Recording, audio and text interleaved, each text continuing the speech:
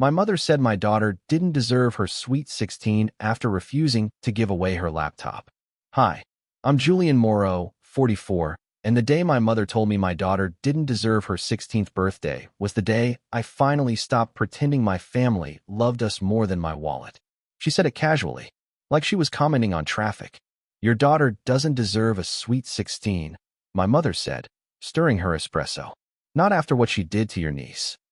We were sitting in my parents' apartment in Neuilly-sur-Seine, the dining table completely buried under party brochures. Venues, DJs, cake tastings.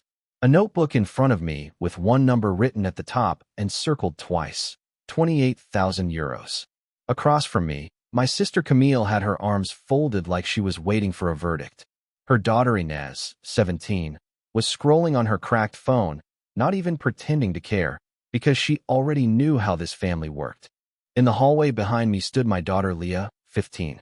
She was supposed to be upstairs, but I could see her reflection in the glass cabinet. Still, listening. All of it, was because Leah had refused to give her brand new laptop to her cousin. That was her crime. She embarrassed Inez, Camille added, shaking her head. In front of everyone. I felt the words hit my chest and settle there, heavy and sour. Leah had politely said no. No yelling. No drama. Just no. Apparently, that was unforgivable. If she were a good cousin, my mother continued, tapping her spoon against the cup, she would have shared. Shared, in this family, always meant give it away and don't expect it back. I didn't answer. I just slowly slid my pen across the page and dragged a box around the word DJ, so I wouldn't throw it at the wall. In the reflection, Leah's shoulders tightened. Then she turned and went upstairs, quiet, careful, like she didn't want to disturb the meeting about her birthday. That's when I realized something ugly. They weren't punishing my daughter. They were testing whether I'd still pay after she set a boundary. And for the first time in my life, I didn't know if I would. I'm Julian, and here's the part they never like to remember. I wasn't just the brother or the son. I was the emergency fund. For years, I lived in Boulogne-Billancourt, 20 minutes from my parents, close enough that problems reached me faster than excuses. Camille lived even closer, to them and to my bank account. When her partner lost his job 3 years ago, guess who quietly covered their mortgage just for a few months? That was 1,600 euros a month for 8 months. When my father's car died, I put down 4,500 euros so he could get a newer one for safety. When their roof leaked, I wrote a check for 11,000 euros so they wouldn't have to deal with insurance stress. I never kept score. I didn't need to. My banking app remembered everything for me. I also paid for birthdays that weren't mine to celebrate. Holidays where Leah somehow ended up cropped out of photos. Trips where her flight was booked on the wrong day. And somehow that was her fault, too. They always remembered Inez's favorite cake flavor. They always forgot Leah's. I told myself it wasn't intentional. That families are messy. That money makes things awkward. That I was lucky to be able to help. But money has a way of revealing patterns. The laptop incident happened a week before the Sweet 16 conversation. I bought it myself. A brand new MacBook Air, deep blue, with Leah's initials engraved on the back. She'd never owned anything new that wasn't shared, borrowed, or school-issued. She opened it at our kitchen table like it might disappear. "Papa, this is for me," she whispered. "For you?" I said. "For school. For drawing. For whatever you want." She spent an hour just setting it up. Named it Leah's MacBook. Cleaned the screen like it was fragile glass. The next afternoon, Camille showed up unannounced. No hello. Starbucks cup in hand. Eyes already scanning the apartment. "Where's Leah?" she asked. "In her room." "Homework," I said. "With the new laptop," Camille replied. Not a question. She didn't knock. She just pushed the door open. And that's when I understood. This wasn't about sharing. This was about ownership. And in their minds, nothing my daughter had was ever really hers. "Hi, I'm still Julian, and this is the moment everything tipped." Camille leaned against Leah's doorway like she owned the place. "So," she said brightly, "Inez told me you got a brand new MacBook." Leah looked up from her desk, shoulders curling inward. "Yeah, Papa got it for me. I'm still setting it up." Camille smiled. It didn't touch her eyes. "Well, here's the thing," she said. "Inez's laptop completely died this week. And she really needs one for school. You know how stressful senior year is." Inez was 17. Leah was 15. Somehow, That made my kid the solution. We were thinking, Camille continued. You could let Inez use yours for the year. Then later, Papa can buy you another one. You don't really need something this fancy yet. Leah glanced at me. I was standing just behind Camille, my heart pounding. It was a gift, Leah said softly. I need it for school too. Camille's smile vanished. Wow, she said. I didn't realize you were selfish now. That's enough, I said, finally stepping forward. I should have shut it down harder. I know that now. Instead, I tried to negotiate like an idiot. She just got it, I said. It's hers. I'll help you find something for Inez, but we're not taking this one. Camille turned on me like I'd flipped a switch. You're joking, right? She snapped. You make more in a quarter than we do all year. And your daughter can't even share? Leah stared at the edge of the laptop lid, thumb rubbing the corner. It's not sharing if I never get it back, she whispered. Camille ignored her. Fine, she said, grabbing her bag. Just remember this when Inez doesn't get into a good university because she didn't have the right tools. She stormed out. The door slammed. I opened my mouth to reassure Leah, to tell her she'd done nothing wrong. But she wiped her eyes with her sleeve and said, Can we just order pizza tonight? I said yes. I changed the subject. And that silence? That's what my mother smelled a week later, like blood and water. A week later, we were back at my parents' place. Same table, same coffee cups, same unspoken expectation that I'd eventually cave. My notebook was open again. Same columns. Same numbers. 28,000 euros once everything settled. Venue. DJ. Photographer. Catering. My parents' contribution? Exactly €0. Camille had sent me 180 euros with a message that said, for cake vibes, and 3 Pinterest links. My mother leaned back in her chair like a judge who already knew the verdict. I'm not saying cancel everything, she said, but maybe scale it back. Or make it fair. Fair how? I asked. Well, she shrugged. Maybe Inez could share the party. She's turning 18. Practically an adult. Of course she was. Inez had already had a massive birthday 2 years earlier. I'd written a 5-figure check for that one too. Camille jumped in immediately. Inez cried all night, she said. She said Leah just sat there hugging that stupid laptop like it mattered more than family. I looked toward the hallway. Leah had been there a minute ago. Now it was empty. She said no to giving away her birthday gift. I replied slowly. That's all that happened. My mother sighed. Maybe all that money spoiled her. There it was. They'd been angry at me since I stopped bailing Camille out of her credit cards. Since I refused to co-sign my parents' home loan extension because their credit score looked like a horror film. Now my daughter was paying the price. You asked me to make her Sweet 16 special, I said. I'm doing that. Not like this, Camille snapped. You're raising her to be greedy. I closed the notebook. I've got a meeting, I said. We'll talk later. I left with my jaw clenched so tight it hurt. My hands shook on the steering wheel all the way home. That night, after Leah went to bed, I opened my laptop at the kitchen table, pulled up the party spreadsheet. Then I opened another tab. Flights, hotels, museum passes. A bookmark I'd saved months ago after Leah watched a video of Paris ceilings and whispered, Can you imagine seeing that in real life? 2 tabs stared back at me. Party, Paris. My mother's voice echoed in my head. Your daughter doesn't deserve it. I realized something then. If my money didn't buy my child basic respect, I was spending it in the wrong place. And for the first time in years, I stopped negotiating. I didn't sleep that night. Instead, I canceled things. One by one. The venue first. A cheerful woman named Elodie answered. We're so excited for the Moro event, she said. We're canceling, I replied, before I could second-guess myself. Silence. Then typing. You'll lose 20% of the deposit, she said gently. That's fine. Then the DJ, the photographer, the bakery that had designed a massive, glowing LA sign. Each cancellation felt less painful than the last, like unlocking doors I should have closed years ago. When I checked the account, I get back about 21,000 euros after penalties. I opened my banking app. Monthly transfer to my parents. For 150 euros, labeled help. Bi-weekly transfer to Camille. 300 euros, labeled buffer. Edit. Cancel. Confirm. No speeches. No announcements. Just quiet finality. Then I went back to the Paris tab. 2 tickets. Business class there. I wanted her first long flight to feel like magic. A small hotel near the Jardin du Luxembourg with a narrow balcony. Museum passes. A dinner cruise on the Seine. Total, 11,800 euros. I pressed confirm. The email popped up instantly. Bon voyage, Monsieur Moreau. The next morning, my phone exploded. My mother called first. What did you do? She demanded. The VIN you emailed me. You said Leah didn't deserve it. I replied. I agreed. That's not what I meant. It's what you said. You're being dramatic, she snapped.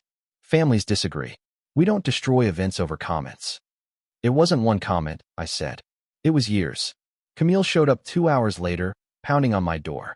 Leah was in her room, headphones on, sketching. You're humiliating us, Camille hissed. People already bought dresses. I'm sure they'll find somewhere else to wear them. She sneered. So what? You'll sit at home with a cheap cake. I'll survive. That's when she said it. You're punishing us because your kid can't share. I looked at her and felt nothing. I'm teaching her that her boundaries matter, I said. That scared her more than yelling ever could. I didn't tell Leah about Paris right away. All I said was, hey, how would you feel about doing something smaller for your birthday? She tilted her head, suspicious. Like smaller how? Just us, I said. She shrugged. That sounds nice. 2 weeks later, we landed on her birthday. She pressed her face to the airplane window as the city came into view, lights scattered like someone had dropped a jewelry box. Papa, she whispered, is this real? It is, I said. Happy birthday. The hotel room was tiny. The balcony was real. She stepped outside wrapped in my hoodie and just stared. I handed her a small envelope. Inside was a card with a watercolor of the Louvre. For every ceiling you want to see in real life, it read. She didn't cry. She hugged me so hard my ribs hurt. We spent the day wandering. Pastries for breakfast. The Louvre, where she stood under the glass pyramid whispering facts she'd memorized from school. A museum she picked because she liked brushstrokes more than names. That night, on the river, the waiter brought out a tiny cake with one sparkler. They sang in French, then English. She laughed into her hands, embarrassed and glowing. I took one photo. Just one. Her. The Eiffel Tower behind her. No rented ballroom. No audience. I posted it with one line, Sweet 16. Just us. Within an hour, my phone lit up like a warning system. My mother. Where are you? Camille, we need to talk. A cousin, Paris? She looked so happy. I turned the phone face down. Leah stood at the window again. Thank you, she said, for not making me give away my laptop. And for this. You deserve it, I said. She smiled. I like that it's just us. It feels easy. And for the first time, I realized peace doesn't make noise. The fallout waited for us at home. 32 unread messages in the family group chat. I didn't open it. My mother left voicemails instead. Tight, breathy, theatrical. You embarrassed us, she said in one. People are asking questions. In another, they think we're poor now, Julian. Do you understand what you've done? Camille skipped poetry entirely. You owe Inez an apology. She cried when she saw that picture. She deserved that trip more. I stared at the screen until the words blurred, then typed 2 messages. To the group chat. I'm not funding events or bills for people who think my daughter is less than. The party money went to the only person who actually turned 16. Don't count my wallet into your plans anymore. To my mother. I love you. But if you can't treat Leah like your granddaughter, you don't get access to my money or my time. When you're ready to apologize to her, not me, you can call. I put my phone on Do Not Disturb. The next weekend, my parents showed up unannounced. Leah was with her mother, Small Mercy. I opened the door and didn't step aside. We just want to talk, my mother said, eyes already wet. You always do, I replied. You just never listen. My father's voice was calm in that dangerous way. We raised you. We deserve respect. You have it, I said. You don't have my funding.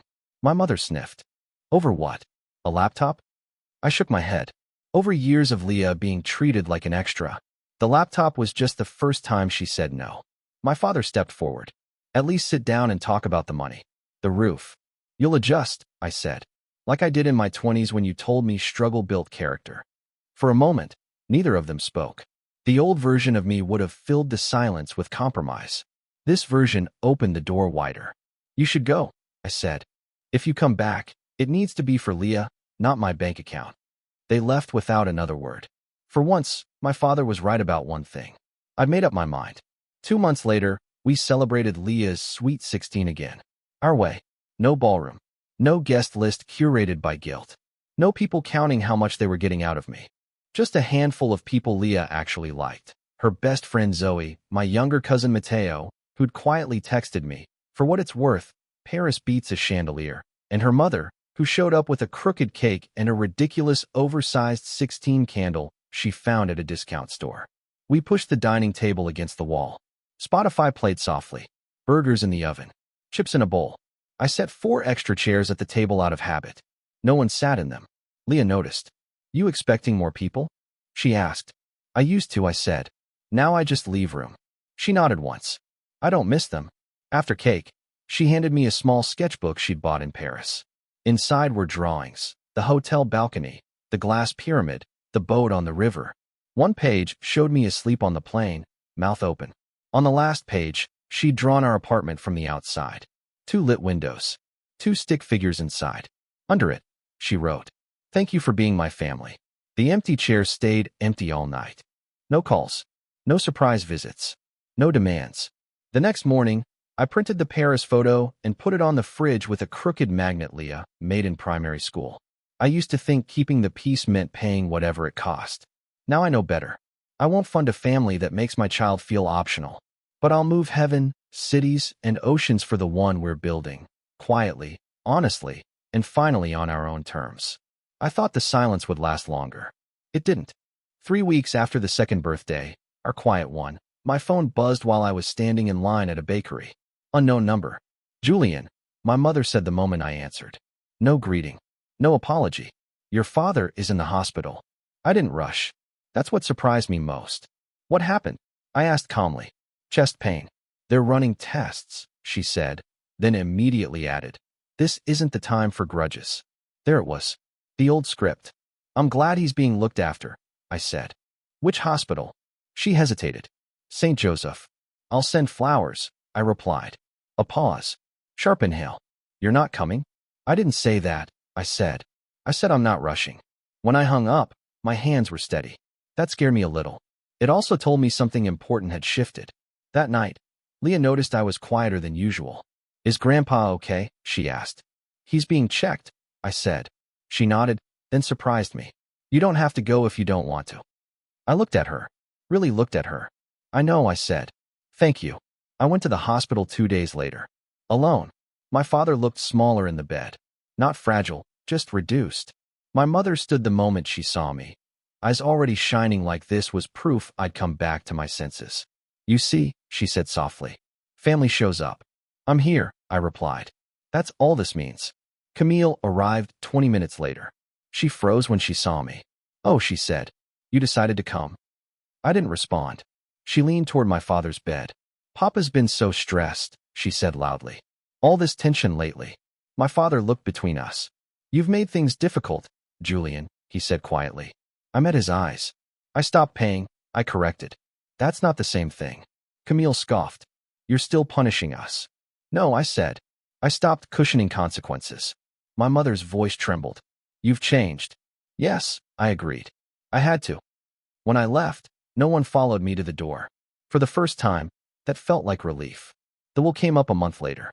Not officially. Casually. Weaponized. Camille called. "Just so you know, Mom's talking about revising things." I smiled despite myself. She can do whatever she wants. She's serious, Julian. So am I. You're really willing to lose everything over this? I thought of Leah sketching on the couch.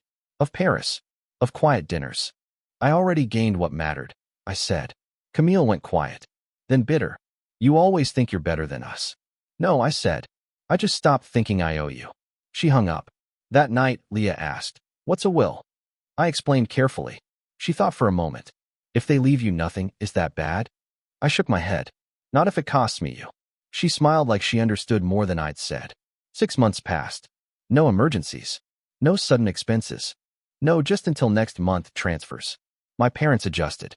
Camille struggled. Inez took a gap year. And Leah? She thrived. Better grades. Louder laughter. She joined an art club.